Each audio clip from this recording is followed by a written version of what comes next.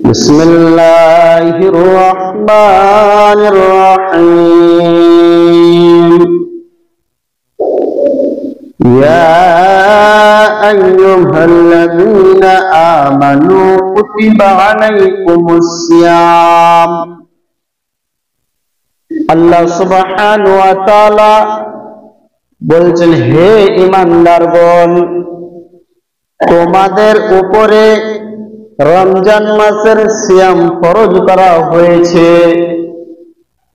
কামা কুতিবা আলাল্লাযীনা মিন ক্বাবলিকুম, যেমন ভাবে তোমাদের পূর্ববর্তী লোকদের উপরে সিয়াম ফরজ করা হয়েছিল, তেমনি ভাবে তোমাদের উপরেও রমজান মাসের সিয়াম ফরজ করা হয়েছে। এই সিয়াম কেন ফরজ করেছে? এই সিয়াম দেখে আমরা কি পাবো, কি লাভ করতে পাবো? আল্লাহ সুবহানাহু ওয়া তাআলা কোরআনুল কারীমের মধ্যে বলছেন, লাআল্লাকুম তাত্তাকুন, তোমরা পরহেজগার হতে পারবে, তাকওয়াশীল হতে পারবে, ঈমানদার হতে পারবে। আর ঈমানদারের থাকার জায়গা কোথায় হবে? জান্নাতে। তাকওয়াশীল লোকদের থাকার জায়গা কোথায় হবে? জান্নাতে। বন্ধুরে, আল্লাহ সুবহানাহু ওয়া তাআলা যেমন ভাবে আমাদের উপরে যেমন ভাবে 5 ওয়াক্তের সালাত ফরজ করেছে, তেমনি ভাবে আমাদের উপরে রমজান মাসের সিয়াম ফরজ করেছে। কিন্তু আজকে আমরা মুসলমান, হতভাগা মুসলমান, অনেক মুসলমান ভাই আমরা সিয়াম পালন করছি না, রোজা রাখছি না। আপনি কোথায় যাবেন? আল্লাহ সুবহানাহু ওয়া তাআলার যদি আপনি ফরজ কাজ যদি আপনি না মানেন, আজকে আমরা হতভাগা মুসলমান, আজকে আমরা ফরজ কাজকে ছেড়ে দিয়ে আজকে আমরা ওয়াজিবে টানাটানি করছি, সুন্নাত নিয়ে টানাটানি করছি। কেমন? আপনাকে প্রমাণ দেখায়। এই সিয়াম রমজান মাসের রোজা আমাদের উপরে ফরজ করা হয়েছে, 5 ওয়াক্তের সালাত ফরজ করা হয়েছে, যাকাত ফরজ করা হয়েছে। কিন্তু আজকে আমরা মুসলমান এইগুলো করছি না। কিন্তু আজকে আমরা মুসলমান, যখন কুরবানির সময় আসছে তখন আমরা হতভাগা মুসলমান, টাকা থাকছে না থাক ধার মাজন করে আমরা সেই কুরবানি কিনে টানাটানি করছি। এবার আপনি চিন্তা করে বলবেন, সেই কুরবানি একটি হচ্ছে পরীক্ষা করার জন্য, কিন্তু আজকে আমরা মুসলমান ফরজ কাজকে ছেড়ে দিয়ে আজকে আমরা সুন্নাত নিয়ে টানাটানি করছি। আপনি বাঁচতে পারবেন কাল কিয়ামতের দিন? জি না, বাঁচতে পারবেন না। আপনাকে আগে ফরজ কাজ করতে হবে, তারপর আপনাকে কোনো কাজ করতে হবে। কিয়ামতের দিন সর্বপ্রথম আপনাকে সালাত সম্পর্কে জিজ্ঞাসা করা হবে, তার প্রমাণ আমি দেব কিছুক্ষণ পরে, তার প্রমাণ দেব। কিয়ামতের দিন সর্বপ্রথম কি সম্পর্কে জিজ্ঞাসা করা হবে? আল্লাহ পাকের রাসূল বলছেন, মান সামা রমাদান ঈমানান ওয়া ইহতিসাবান গুফিরা লাহু মা তাকদ্দামা মিন জামবি, যে ব্যক্তি রমজান মাসের রোজা সিয়াম পালন করলো, তার পূর্বের গুনাহগুলি মাফ করে দেওয়া হলো। বলেন সুবহানাল্লাহ। ওয়া মান কামা রমাদান ঈমানান ওয়া ইহতিসাবান গুফিরা লাহু মা তাকদ্দামা মিন জামবি, যে ব্যক্তি রমজান মাসের রাত্রিগুলি ইবাদতে কাটালো, তার পূর্বের গুনাহগুলি মাফ করে দেওয়া হলো। ওয়া মান কামা লাইলাতুল কদরি ঈমানান ওয়া ইহতিসাবান গুফিরা লাহু মা তাকদ্দামা মিন জামবি, আর যে ব্যক্তি লাইলাতুল কদরের রাত্রিগুলি ইবাদতে কাটালো, তার পূর্বের সমস্ত গুনাহগুলি মাফ করে দেওয়া হলো।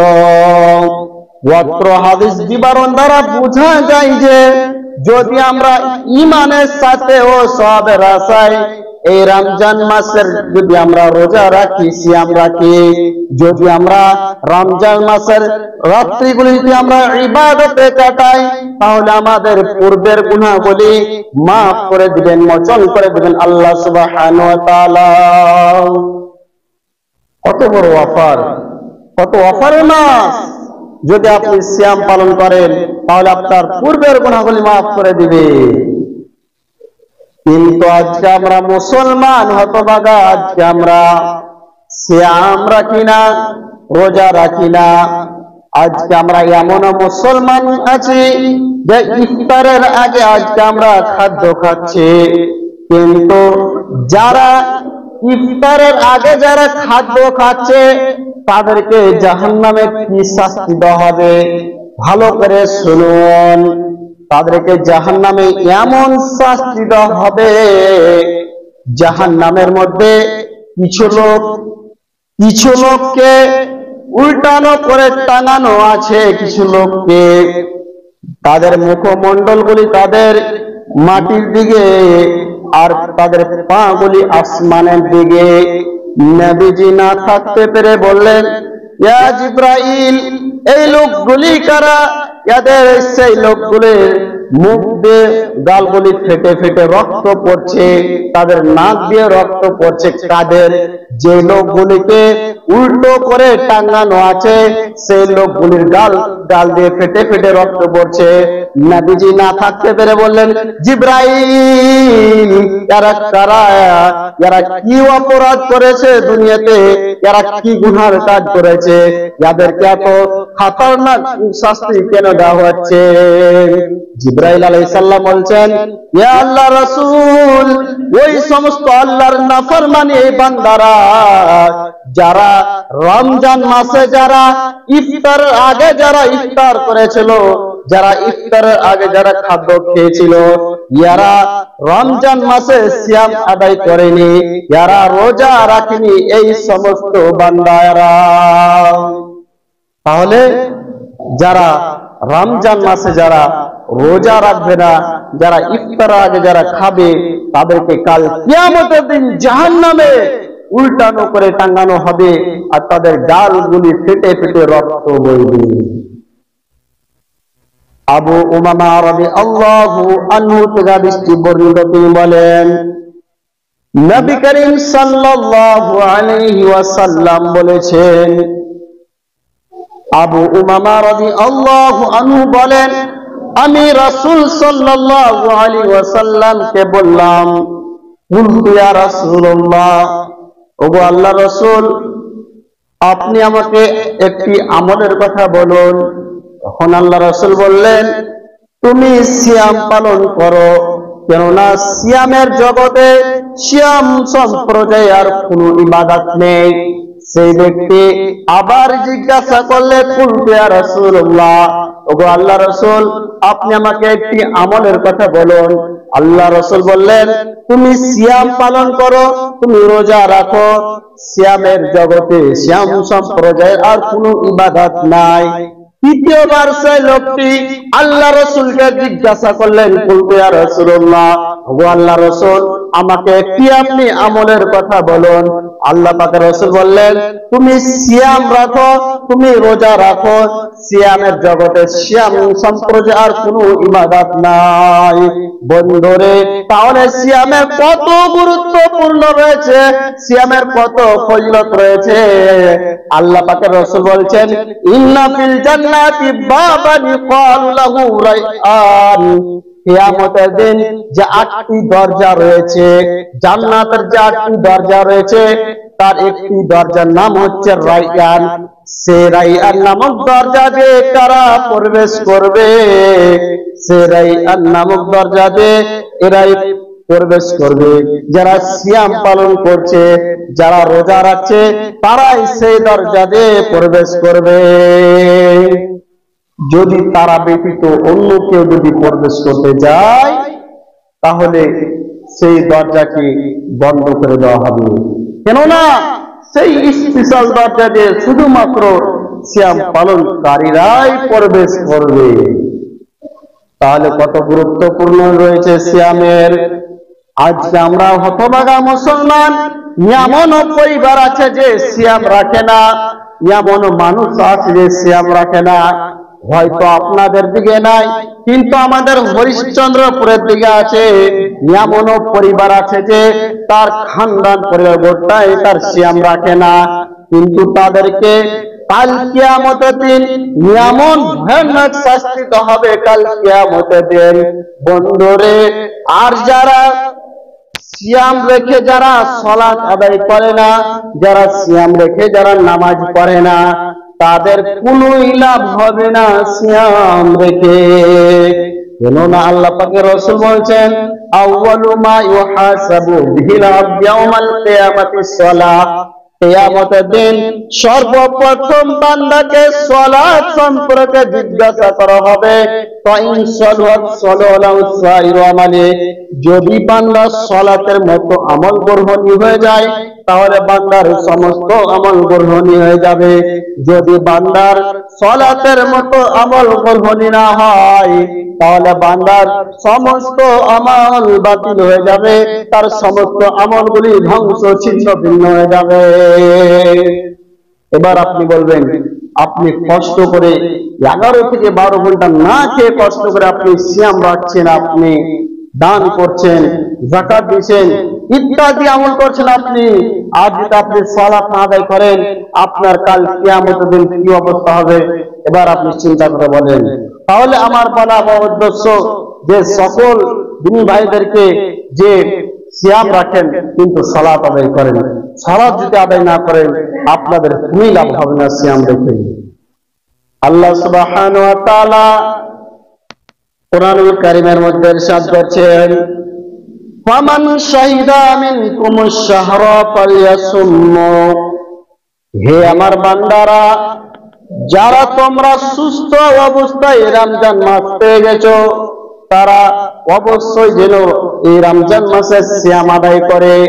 এখানে আল্লাহ সুবহানাহু ওয়া তাআলা বলতে চেয়েছেন, যারা তোমরা সুস্থ অবস্থায় রমজান মাসকে পেয়ে গেছো তারা যেন অবশ্যই সেই রমজান মাসের সিয়াম পালন করে।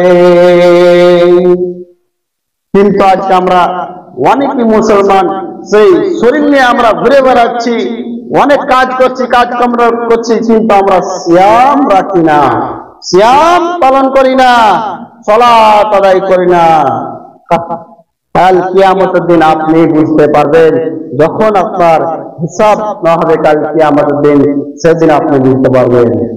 এটি এমন একটি অফারের মাস, আপনাকে বেশি বেশি করে তাওবা করতে হবে।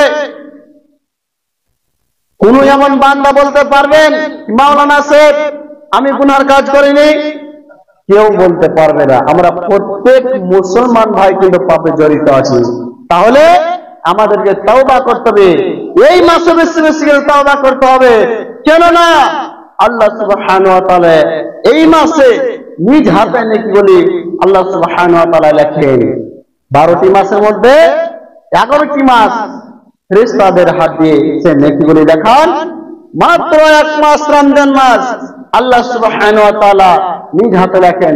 কিন্তু আজকে আমরা অনেক মুসলমান ভাই আছি যে গুনাহগুলি আমরা আল্লাহ নিজের হাত দিয়ে লেখাচ্ছি।